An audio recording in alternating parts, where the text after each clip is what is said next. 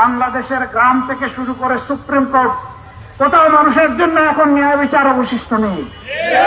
আমরা বলেছি ইনশাআল্লাহ আগামীতে কোরআন এবং সুন্নাহর ভিত্তিতে সমস্ত দল, ধর্ম, জাতি, বর্ণ নির্বিশেষে সমস্ত মানুষের জন্য ন্যায় বিচার বা সামাজিক সুবিচার নিশ্চিত করা হবে ইনশাআল্লাহ। এখানে বিচার বিভাগ দেখবে না কে রাষ্ট্রের প্রেসিডেন্ট আর কে প্রধানমন্ত্রী। অপরাধ যিনি করবেন তার অপরাধের শাস্তি তাকে বহন করতে হবে। বর্তমান সমাজ ব্যবস্থা এটি নেই। সমাজ মুখের দিকে তাকাইয়া বিচার করে, টাকার বান্ডিলের দিকে তাকাইয়া বিচার করে। সবাই না হলেও বেশিরভাগ ক্ষেত্রে আমাদের বিচার ব্যবস্থা একেবারে পচে গিয়েছে।